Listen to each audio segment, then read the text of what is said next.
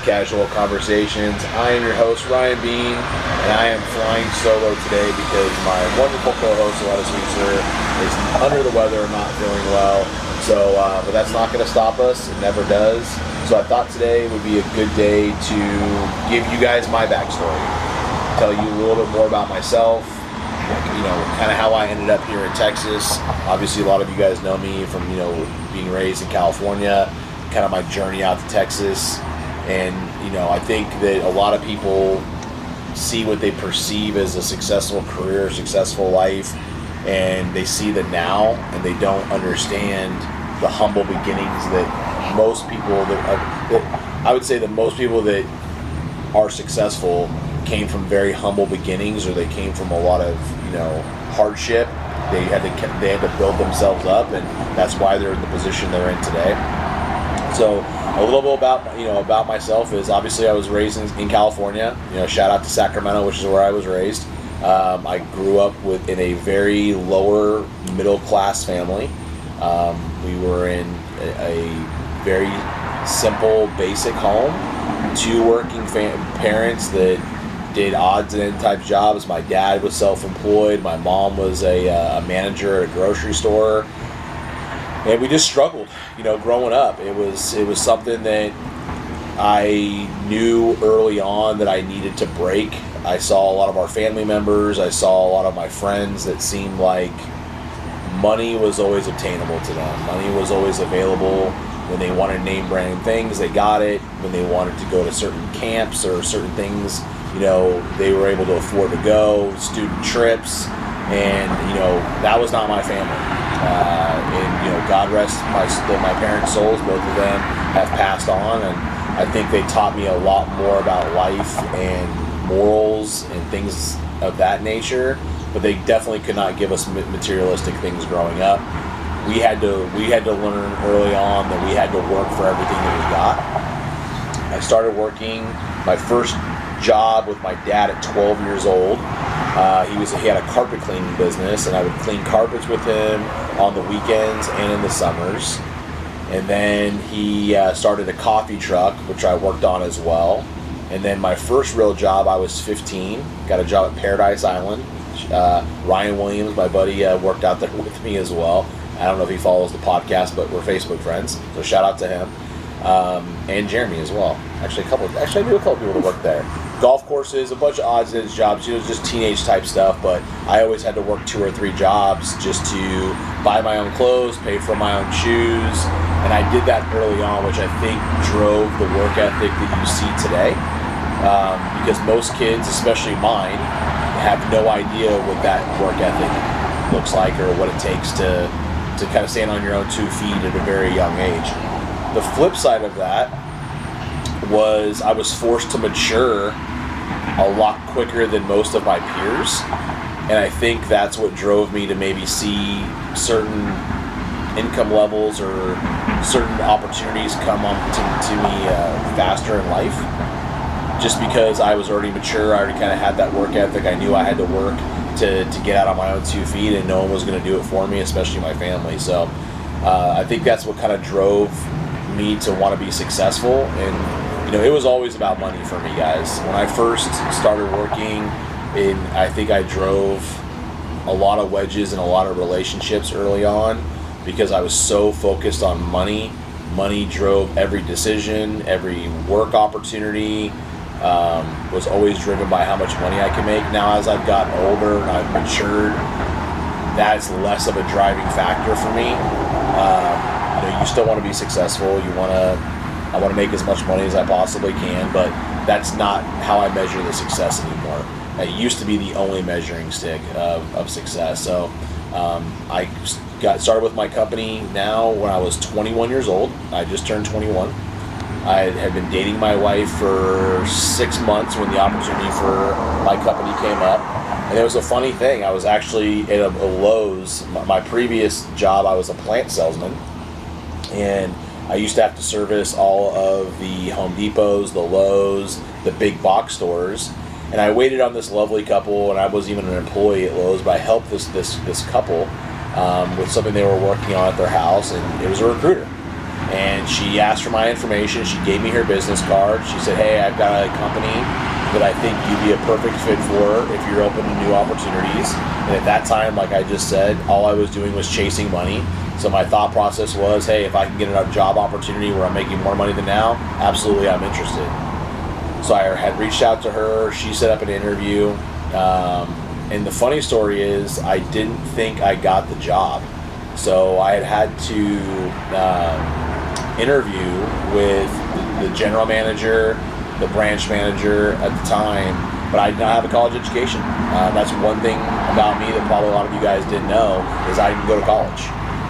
That was something I think I would have enjoyed. I feel like it was a chapter of my life that I missed out on, to be honest with you, because I was so driven to just start making an income that I just felt like I had to skip that part. And like many kids, I didn't have any clue on what I wanted to do. I didn't know who I wanted to be.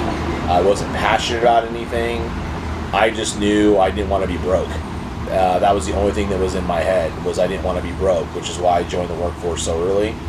Well, my company at that time, it was a requirement to have a college education. And I was shocked I even got the interview in the first place because I didn't have one. So fast forward, I interview for the job, and the president of the company has to interview me. It was the roughest interview I've ever been through. To this day, any meeting I've had was still the most awkward. And he was, I could tell he didn't like me. He didn't like the fact I had jumped from company to company. He felt like all I did was chase money, which I did. And so I didn't think I was going to get the job, but I was excited about the opportunity of what the income potential and what the career potential was with the company. And again, I'm still here today, 22 years later, so it's been a great opportunity for me.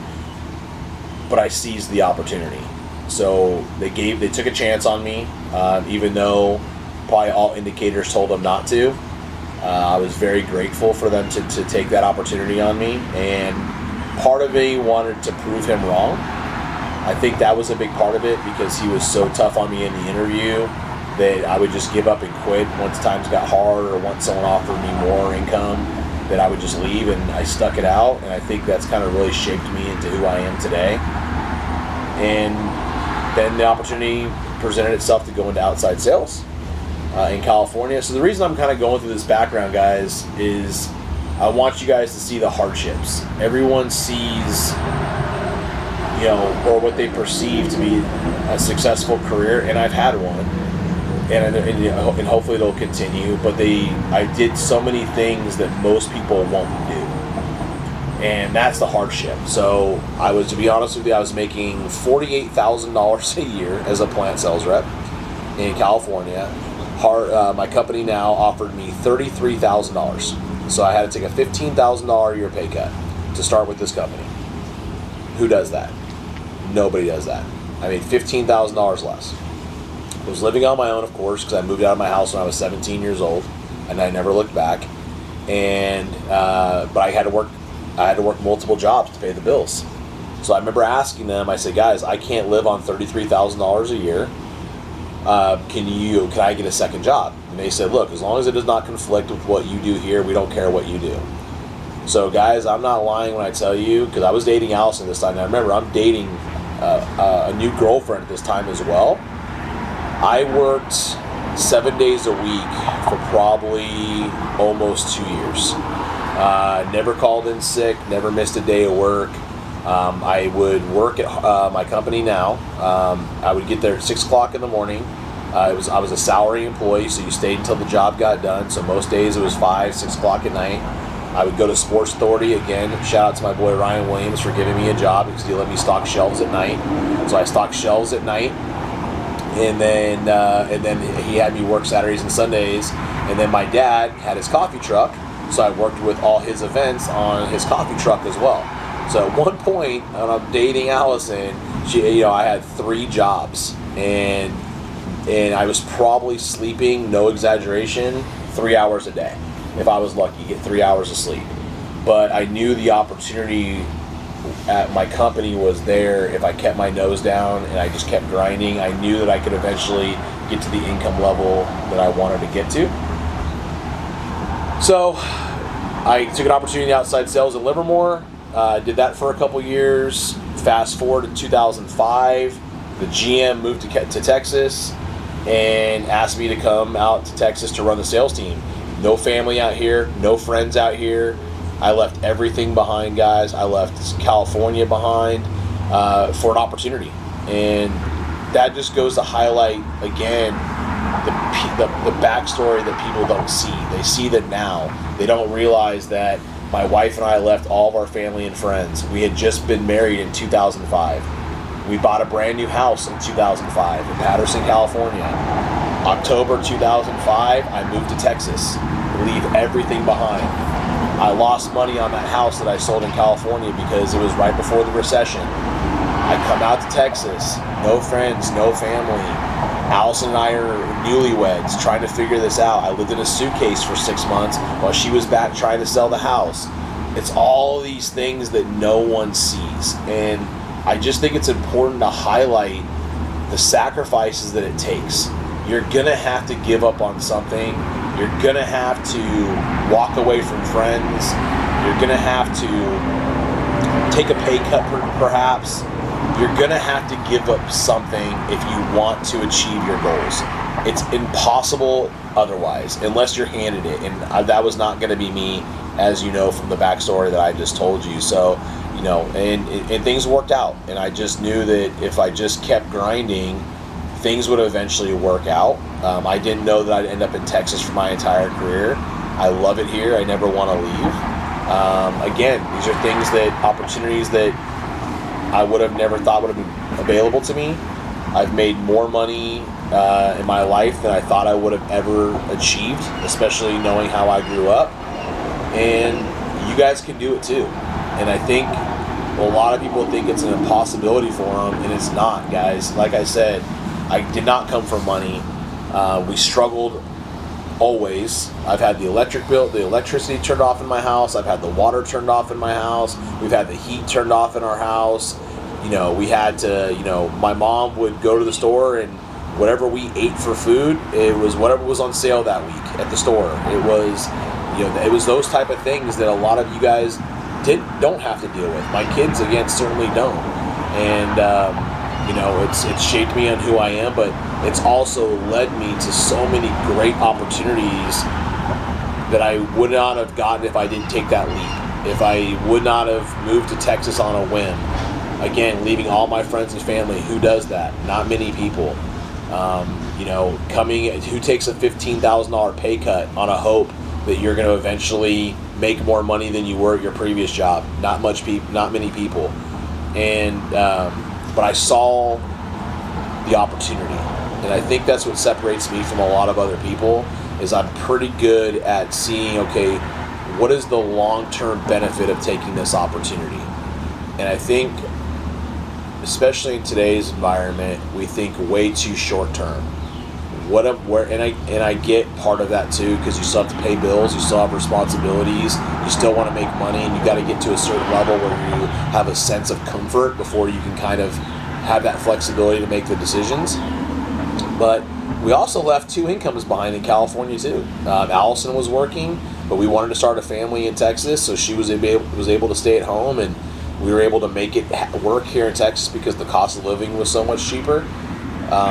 And then we struggled to get pregnant.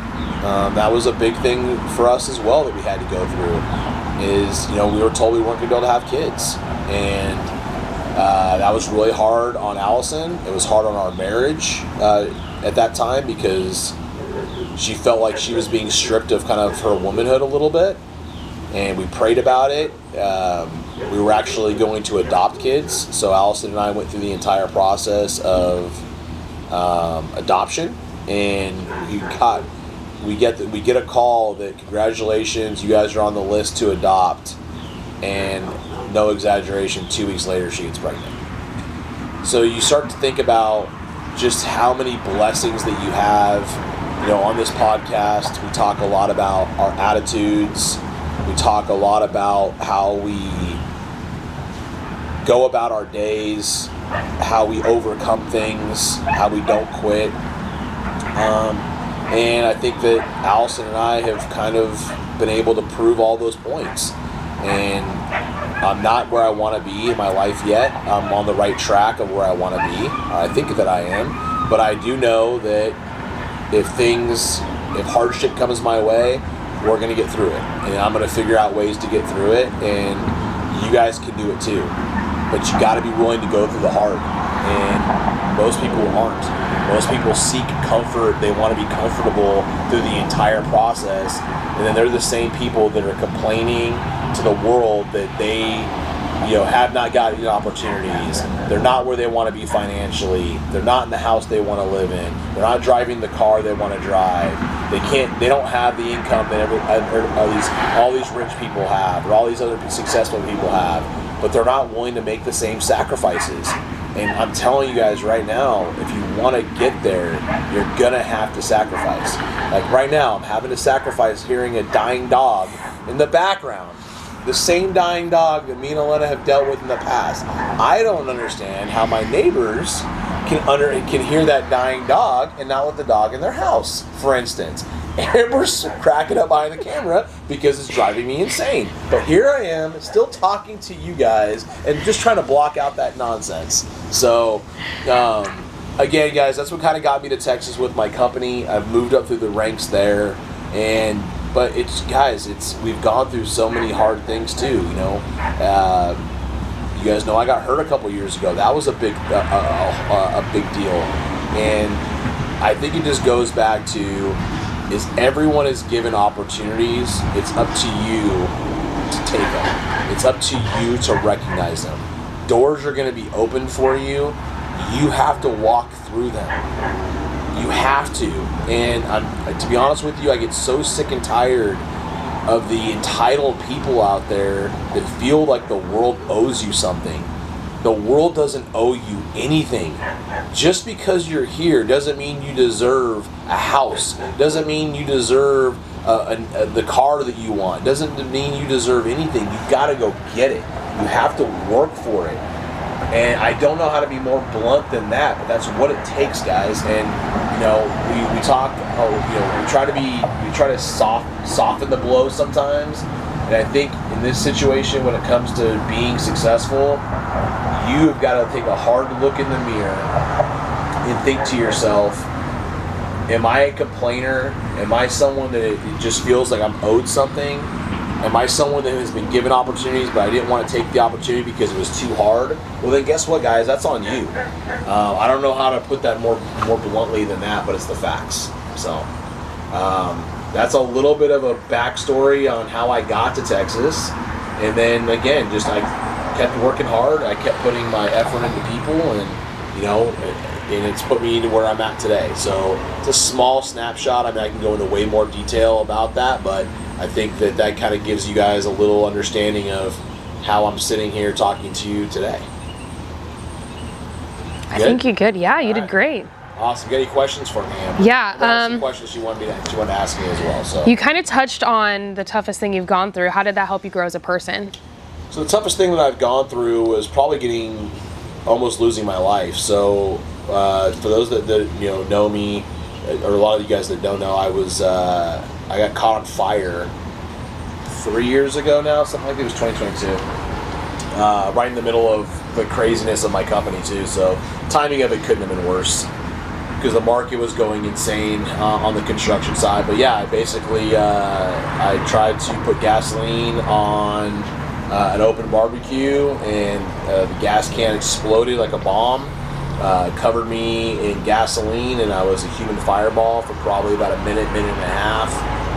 Thankfully, I didn't lose any of my limbs, but I had 28% of my body has been burned. Out of that, I think 80% roughly was third-degree burn. So it was brutal. It was an insane process I had to go through. It was hard on my wife because she had to literally take care of the kids, take care of the house, take care of me. She had to spoon feed me like I was a baby because my hands were completely torched. I couldn't sleep for weeks, probably into months. But I just kept pushing myself to get better. I did what the doctors told me. I did probably quadruple what the doctors told me to do because I knew I needed to get back on my own 2 feet. Like I said before, I'm the breadwinner for the family. My wife is a stay-at-home mom. We've been very blessed for her to be able to do that. But I knew that I had to get back to work. I had to get back to providing for my family. So I had to push through horrendous pain. I had to rehab, like I said, quadruple what the doctors recommended me to do as far as walking, exercises, getting my motion back in my hands, getting my motion back in my legs and my feet. The bandages having to get taken off, and having to sleep with my feet above my heart and in a sitting position. It was brutal. But through that process, it strengthened my relationship with God. It strengthened my relationship with my wife, certainly, because she just took everything on. And I don't think it can be overstated enough how much Allison did through that process, how hard it was on her. She didn't complain. She didn't whine about it. She just did everything that you would hope that your wife would do or your spouse would do. When you take those vows of how better or worse or sicker or poor, healthier or sicker, whatever it is, she did it. And I think I said it, my love for her grew that much more. And I didn't think it was possible to love her more than I do. But her going through that for our family, her doing everything she could to take care of me in a very long process to get healthy. My company was amazing through the entire process. They told me to do what I needed to do. My employees stepped up for me. My bosses stepped up for me. And again, it just lends to how blessed you are. And those are the things that people take for granted. Those are the things that people tend to forget, right? And I think it's, they want to complain about their companies. They want to complain about, I'm taken advantage of, or I deserve more, or, I'm worth more. And in some cases you might be. But I would urge most people to take a hard look at, okay, what has the company done for you as well, and take that into consideration before you become a complainer. So I think that shaped me because it showed me how mentally strong that I am, and that I can pretty much overcome anything. And again, the byproduct of it was my relationship with God and my relationship with my wife got that much stronger. Okay, speaking of mentally strong, what's the toughest thing being a dad? Being a dad in today's era is tough. I'm old school when it comes to the kids. I'm not trying to be my kids' friends. I think too many parents in today's environment, they want to be friends with their kids. I hope to be friends with my kids. I hope that my kids want to spend time with me and their mom later on in their adult life. But I can tell you right now, that's not my priority.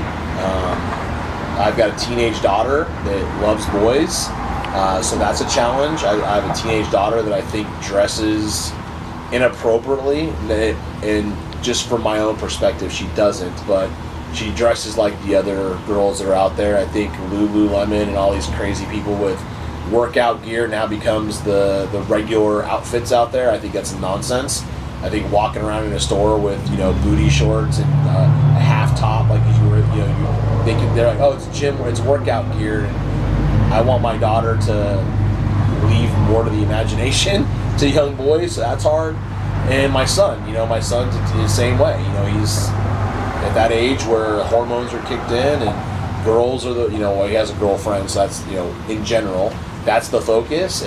But I was there too, and I think the hard part is I have to go back in my head and remember what I was like when I was their age, especially from Dylan, being a boy. I know what he's going through, and that's all I was about back then was sports and girls. So I understand where he's coming from, but I think the other part of it is I feel like in today's world we've made things way too easy on the kids.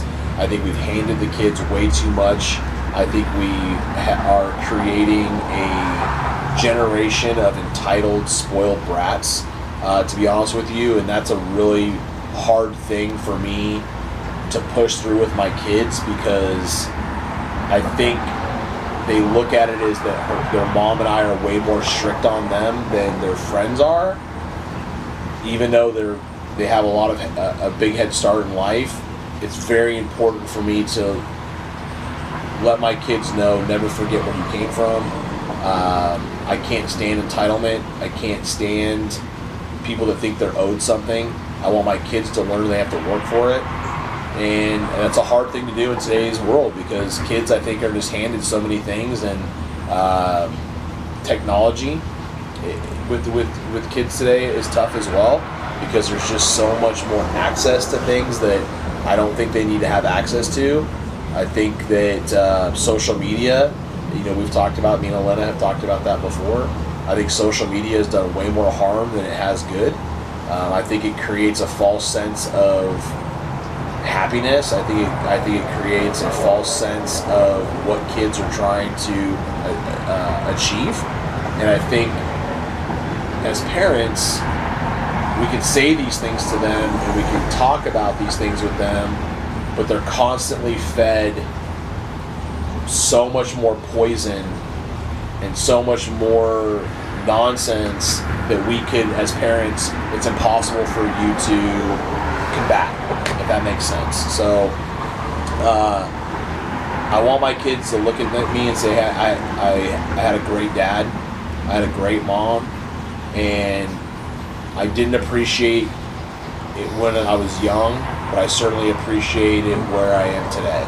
And I truly believe that for my family, I hope that my kids realize how much we did for them, but we also realize that by us saying no to a lot of things and us not giving them a lot of certain things actually help them, even though they don't see it that way. They're not going to see it that way now. So I think that's the hardest part, is that your kids, they don't want to be around you. You drive them crazy, but you're doing it because you love them so much. And I think that's the hardest thing for any parent to take. Yeah. What do you want your legacy to be? I want my legacy to be he gave more than he took. I think that's just in everything, in every aspect. I gave more to my company than I took. I gave more to my wife than I took. I gave more to my friends than I took. I gave more to my kids than I took. I just think that's how I want to go through this life, is trying to help other people as much as I can. And I think that would be a good, I think when I go to die, when I leave this world, if people that are there can say that about me, I will have done what I wanted to do. Well, I can say that about you, so just so you know. The last question I have, speaking of your grind, you were talking about your grind. What is some advice that you would give somebody that's in the middle of their grind, like in the thick of it? Do not quit. It's the easiest thing to do, and most people do it. And I can tell you guys, there's been so many times in my career I've wanted to quit. I've said it multiple times. I've thought about it multiple times. I've talked to my wife multiple times about changing careers. And when I'm in sales, so sales is a tough job. You're told no way more than you're told yes. Customers don't care what you did for them before. It's all about what's in it for them when you're in for sales. It's very difficult to find loyalty in today's environment, especially when it comes to buyers and clients and customers. What most people do is they get so close to achieving their goals, there's light at the end of the tunnel, and they quit before they turn that corner. Like I said before, me and Elena talked about 2024. 2024 was probably one of the most challenging years. So what's crazy is the most challenging year professionally, but then you go back to 2022 when I was out for 3 months because I burned my body. You would have thought that was a tougher year, and it probably was. So it just goes to show you every year is going to be tough, guys. It's never going to get easier. It's going to get harder. And as you move up in your career, you start making more money, you start taking on more responsibility. It does not get easier, guys. It gets harder. And although they try to tell you it gets easier, certain aspects get easier. So when I say easier, okay, yes, you're making more money. So now the burden of your bills is easier. The burden on, hey, I want to take my wife out to a nice dinner, or I want to go on this vacation. Those things become easier because now you have income. The responsibilities get harder.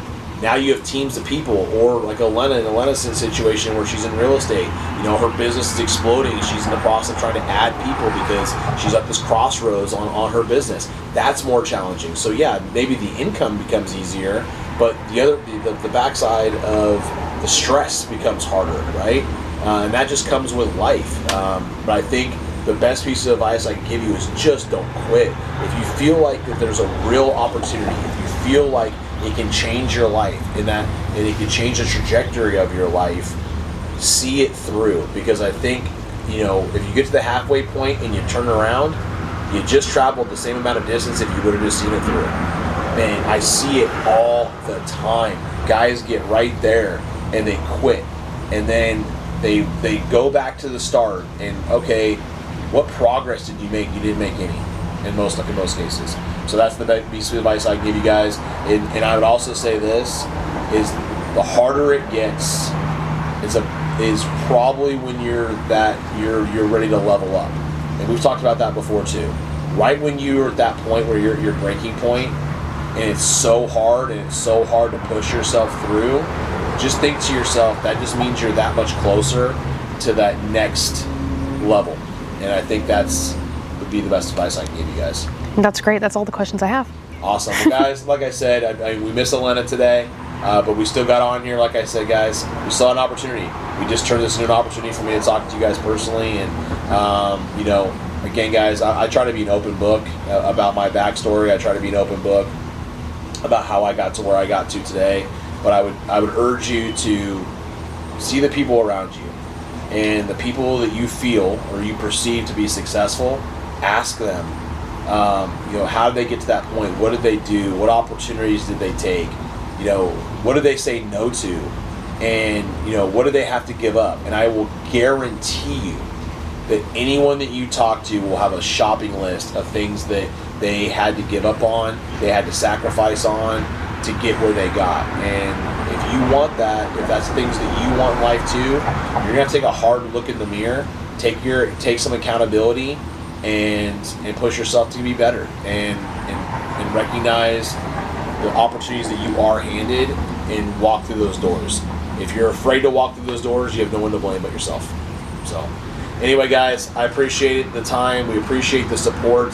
I apologize to you in advance if this got boring, because I didn't have my co-host here bouncing stuff off today, and I just wanted to give you guys a small insight into my backstory, into my background, and let you guys know that I came from nothing, and I still have a long way to go. It doesn't mean I'm where I'm at, where I want to be, but shout out to the people that gave me opportunities along the way. To all the people that gave me the opportunities along the way, you shaped me into who I am today, and I can't thank you enough.